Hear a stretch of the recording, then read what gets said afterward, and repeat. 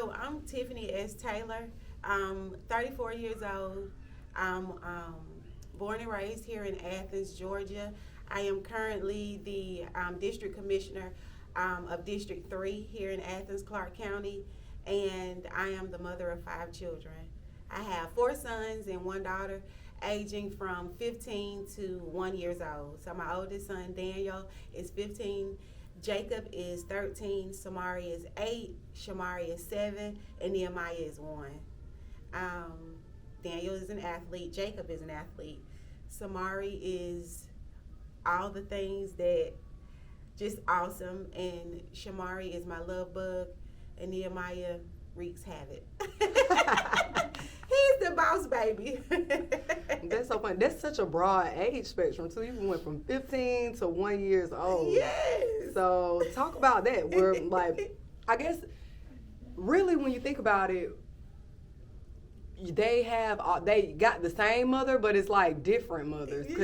Yes, so much so. So when I got pregnant with Daniel, it was my first summer out of high school. So when I had Daniel, it was a month before I turned 20. So I was pregnant with Daniel at 19. Had him I had him at 19. I turned 20 in January. I had him in December, and I turned 20 in January. I got pregnant with Jacob and had him at 21. So Daniel and Jacob, we kind of grew up together. So your statement about having different moms is so true, because Daniel and Jacob's mom was, finding herself. I feel like they both seen me go through. They seen me go through a lot. Daniel and Jacob have seen me go through a lot. They've seen me grow from this party mom into this, I guess, more, I don't even know, like more settled, more in the house kind of mom. But I'm very engaged in their lives. Like, if they have a game, I'm at the game. I just want to pour into them and be everything that I felt I was missing as a child. So I try to make up those things with my own children. Is it easy every day? No, it's not easy every day, because it's me, and I'm only 35. I said I was 34. I just turned 35 on the 17th, so I'm 35 now. And being a mom of 5, I have to be what Daniel needs me to be. I have to be what Jacob wants me to be, what Shamari wants me to be, and what Nehemiah needs me to be. And some days it's not easy. But because I was raised in such a big family, and I had grandmas growing up and a great grandma growing up, I somehow tapped into their strength. How I seen them run a household without any financial help sometimes. I'm trying to make ends meet with a lot of children. And so I seen that growing up, and I'm grateful now at 35 that I had that to see as a model. I had my grandmas and my great grandma as a model to be a mother, to be a woman, to be a black woman, and to be proud of being a black woman in spite of, the things that we go through, because we're always supposed to be so strong. But I find strength in sometimes not carrying all the burdens. And because I care about people so much, that's what made me get into politics. Because I felt that my people were being oppressed within my community. It's not thriving. I was thinking one day, like, dang, all of the programs that we had growing up, we don't have those anymore. Not even for my kids. My kids can't partake in the programs that I had. So what's the problem? And so that's why I ran for commissioner, because I felt like I care enough about my community and my children to want them to be exposed to things within this community. I've been learning a lot about how this county is ran. There's a lot of obstacles and mountains that we'll have to go over, but I'm just so proud, and I'm optimistic about the things that are about to come. And I'm grateful to be a mother of 5 black children because they get to see this. They get to see, they get to be in the rooms or where I'm invited to. I make a point of bringing at least Daniel and Jacob to. If I'm invited to an event, Daniel and Jacob is going to go. If it's like an outside event, my children are always going to be with me. It's rarely you'll see me without them. Maybe not Nehemiah because he'll tear that place up wherever we go. But that's, he's a baby. So I'm really blessed. I'm blessed to have 5 children. I'm blessed to be able to make some changes within my community.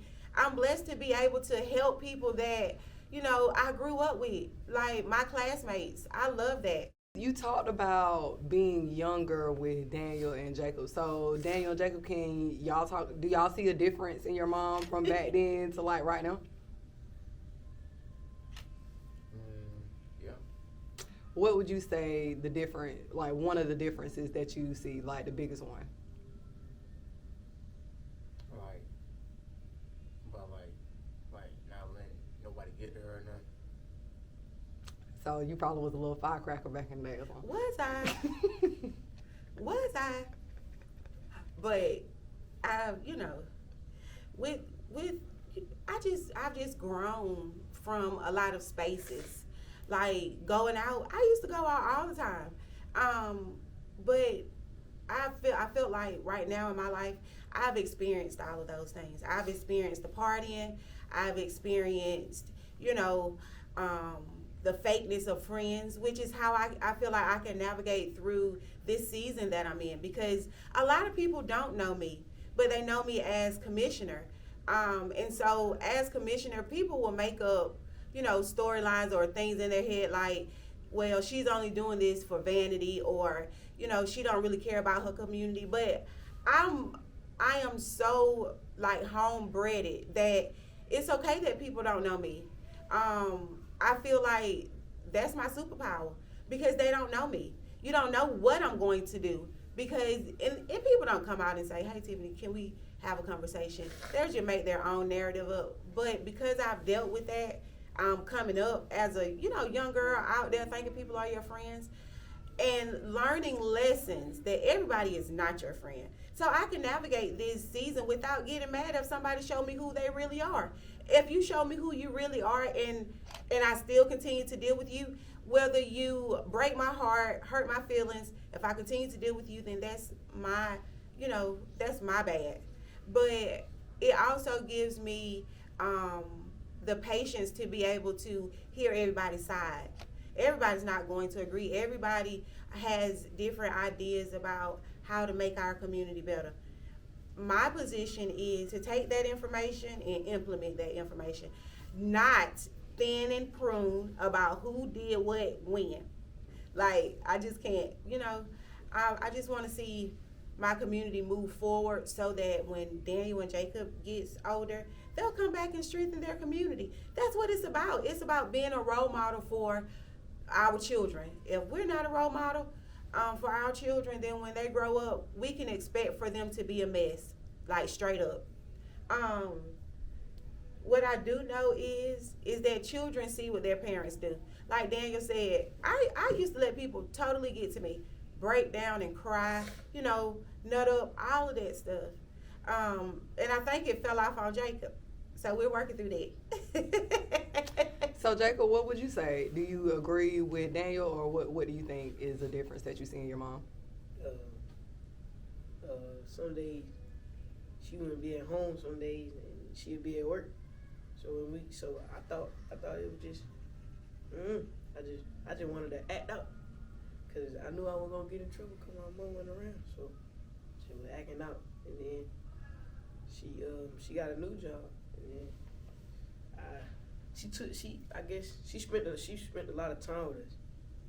So you see the difference in the time she spends now versus when you were younger? Yeah. Okay. Yeah. Because I'm a single mom, I would get the first warehouse job that was offered to me, whether it was in Pendergrass or wherever. I would go because, my mom, that's what I saw. My mom was gone a lot because she was always at work. So my older sister, Courtney, was kind of like our mom. But this was before phones. So my mama would write a note on the back of a bill and leave it on the refrigerator. And she would tell us what she wanted us to do, and it better be done by the time she gets off work. But she provided for us, and she wasn't home, and so I picked that up from my mom. Working. As long as I can provide financially for my children, whoever house they're at, can do everything else, which was my mom. But then I thought about it, like, who's raising my children? Why am I not raising my children? Not to take anything away from my mom, because she raised me well. But I just wanted to be there for my children. I was always away from them because I would take the first job. I worked at Pilgrim's Pride maybe 3.5 years. Like, those are 12-hour shifts sometimes, 6 days a week.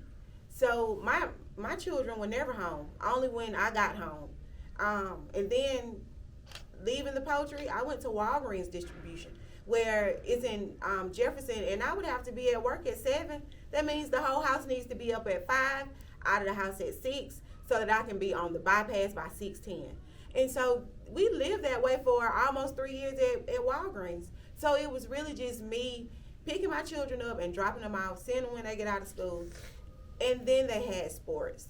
So as a mom, like, a lot of things, I sometimes feel myself putting my needs on the back burner so that everybody else's needs are taken care of.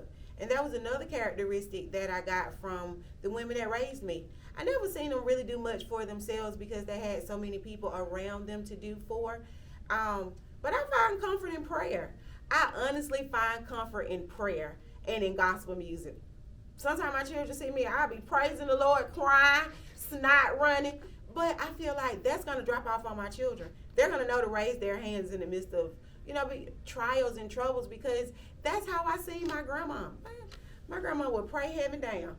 And I just exemplify the things that my grandma's taught me, and I'm proud of that. And I know that's helping me raise strong black men that's proud of their heritage. When the book Stamped came out, we read Stamped together because it was free during the pandemic. The schools gave them out for free. And so I wanted them to read Stamped because I wanted them to know, like, how slavery started, how people see you in society, and how you can overcome these things because you had people to go before you. Like, our ancestors are very important in my household. We honor them because without them, then there is no us. We studied Malcolm X, Chairman Fred Hampton.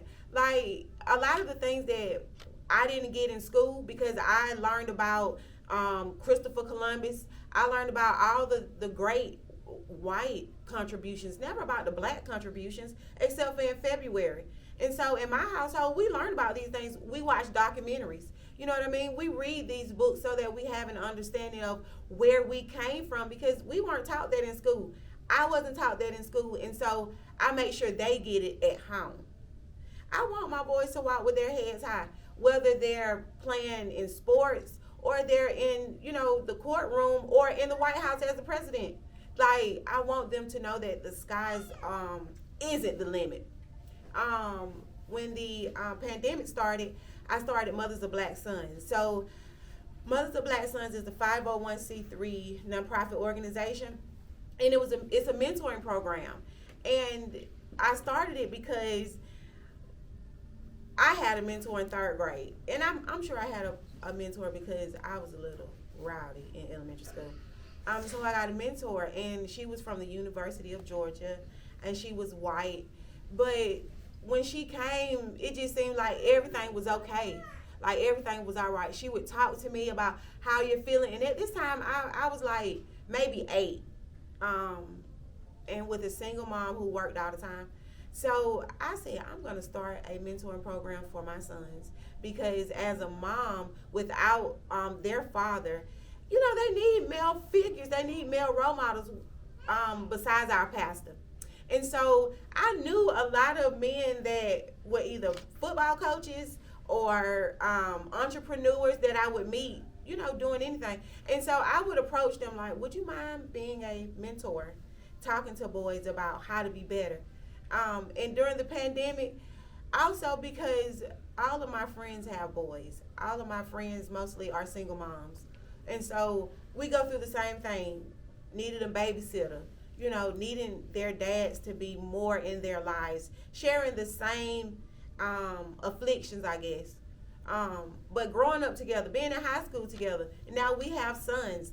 And so I started it, and they were so excited. I had that support, right off the bat because they wanted the same things for their sons that I did. But I'll be honest, while running for commissioner, I kind of put Mothers of Black Sons on the back burner. But what began to happen was people would reach out to me like, I know you have an organization. Can you help me with X, Y, and Z? So when I created Mothers of Black Sons, it was to be a resource for young boys. But what it's evolving into is being a resource for their moms, being an outlet for their moms, being a like a financial resource for their moms. I am so blessed to be able to help so many families. And I think it's just pouring off on my sons. So you have actually 4 sons and 1 daughter, right? Mm-hmm. So what's the difference that you see in raising sons and then raising a daughter? Like, does your parenting style switch, or how would you describe it? So with Samari, I identify with the 8-year-old girl that I was and who she is now. And I always reassure Samari that I'm a safe space. While I know she's around so many boys that, you can come to mom and talk to mom. But Samari is just, I don't know, she's so fluid that she fits in with the boys. Like, she may be the leader, honestly. Even though she's right in the middle. She has 2 older brothers and 2 younger brothers. So she's number 3.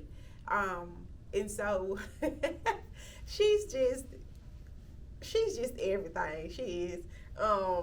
She keeps them in line. She keeps her younger brothers in line. She's even though Nehemiah is kind of like the boss baby, Samari is like the boss. She the boss of the boss. The boss of the bosses, yes. And she's just so sweet and giving. She's not a diva. Like, she's not that attitude. Sometimes I have to tell her though, like her expression on her face, she wears what she's thinking, if that makes sense. I'm always constantly saying, Samari, fix your face. Because, it shows. And I'm like, really, Samari? But she gets that from her grandma on her dad's side. I love that. So how did you name your children? Because I've been hearing different, processes. Yeah, so that goes to show you, the different stages of my life. Because when I had Daniel and Jacob, I was young.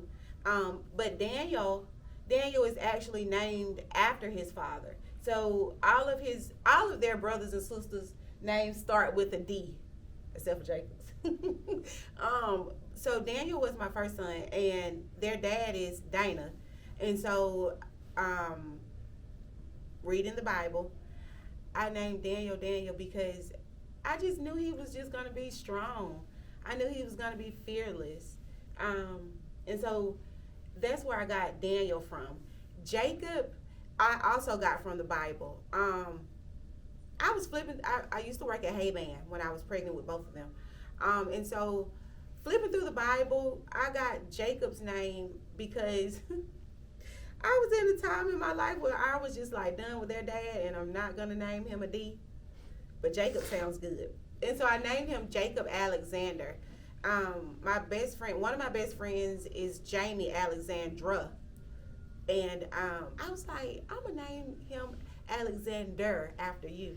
And so we're still, friends now. And when I tell her about Jacob, she's just so excited because I named him after her. And she's Hispanic. She's been my friend since high school. And so that's where I got Jacob Alexander from. So with Samari and Shamari, they're named after their father as well. Shamari is a junior. Samari is Shamari just without the H. And Nehemiah came from the Bible as well. During his pregnancy, my grandma was sick, and God is just so, good. And he's just like, I don't know, sitting on the edge of the bed. We were trying to come up with a name, and Nehemiah, it just came to me like his name is going to be Nehemiah.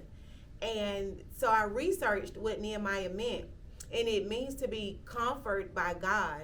And what's so crazy about that is when I had Nehemiah, we had complications, which ended up I had to have a C-section.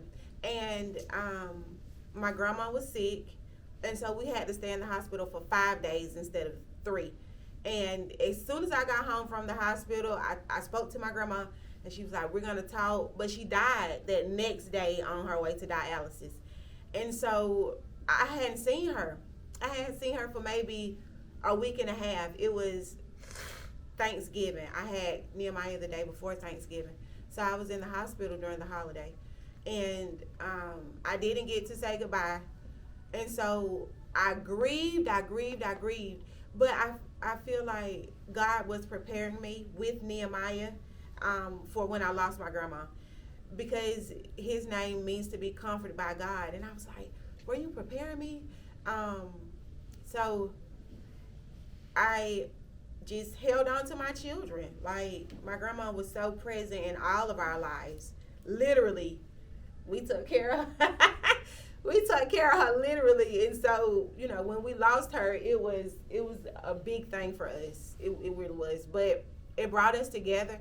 And I feel like because we've experienced loss, being 12 and 13 at the time, that to be able to sit here today, that's where that strength comes in, and that's where that wisdom comes in. You learn things when you grieve. In the process of grieving, you learn a lot about yourself and about people around you, and it brings you close. It brings you closer to God, and so that's what that process did for me and my children. It brought us closer together. Loss and grief brought us closer together. Are we over it? No, we still cry, but every day is renewed grace. So I love that. And finally, what advice would you give a mother with a working career, balancing her work life and her children? I would say have grace on yourself. Don't doubt yourself. Everything that you need is within you. That strength that you need is within you. That wisdom is within you from the lessons that you've learned in life. Keep your children close. Let them know that you're a safe space, that they can come and talk to about anything, that they don't have to go outside of you to get what they need. And I would just say, just love on yourself. Love on yourself. Be kind to yourself, because if you can't be kind to yourself, then you won't be able to be kind to your children. Working, follow your dreams. Follow your dreams, and God will make way. He'll provide for you and your children on the way. That's one thing that I do know for sure. In spite of whatever the pandemic may have taken, whatever life has taken, God has given it back to me tenfold. Literally tenfold. I never thought I would be a commissioner. I never thought I would be any of what this season that I'm in now. I never imagined that. But I always ask God to move my feet. And so I would encourage every working mom, every entrepreneur mom, any mom that's chasing a dream, continue to chase those dreams, because that's for you. But you also have what's in you to be a great mom for if you got 1 child or 5. You have everything that you need for each one of these babies. I know that for myself. So I believe in you, girl. You got this. Don't let nobody tell you different. You got this.